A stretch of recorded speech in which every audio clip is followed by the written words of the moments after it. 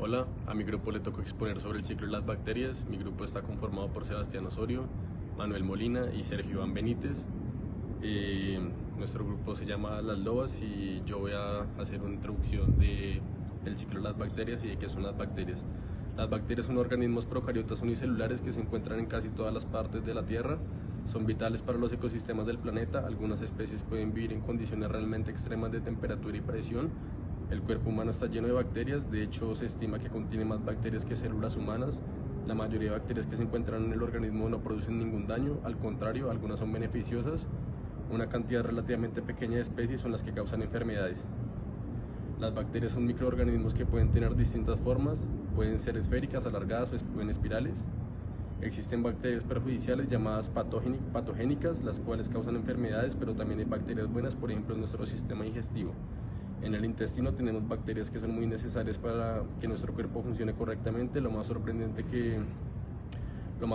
es que sobre las bacterias es que en nuestro cuerpo tenemos 10 veces más células bacterianas que células humanas. Las bacterias también son muy importantes para la biotecnología. Hola, soy Manuel y les voy a matar más ahora el fondo sobre el tema de las bacterias. Son reconocidas como uno de los grupos de seres vivos más primitivos del planeta, agrupados dentro del reino procariota del grupo protos, primitivo, y cariota del núcleo. Entre las principales características de las bacterias, que son un extenso y variado grupo de organismos con vidas, destacan su tamaño varía según la bacteria, que puede medir entre los 0.5 y los 5 micrómetros, siendo necesaria para la utilización del microscopio óptima para visualizarlas. Las bacterias cuentan con una maquinaria enzimática, les permite tener fuentes de energía química constantes para desarrollar sus fines vitales. La estructura de la célula procariota de las bacterias es simple, carece de organuelos celulares internos delimitados por membrana y tiene una fuerte y resistente pared celular, la cual le permite a las bacterias sobrevivir en diferentes ambientes. Descubre más sobre los organismos celulares, que son funciones de ejemplos a continuación.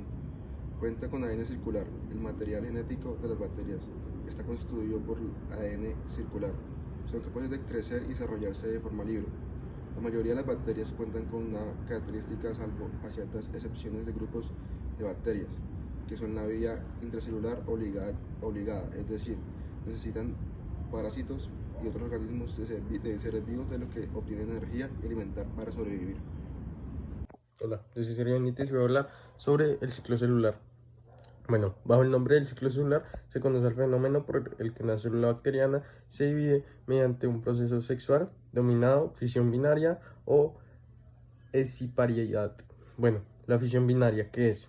La fisión binaria bacteriana es el proceso que las bacterias utilizan para realizar la división celular. La fisión binaria es similar, en principio, a la mitosis, que sucede en organismos multicelulares, tales como plantas y animales, pero su propósito es diferente.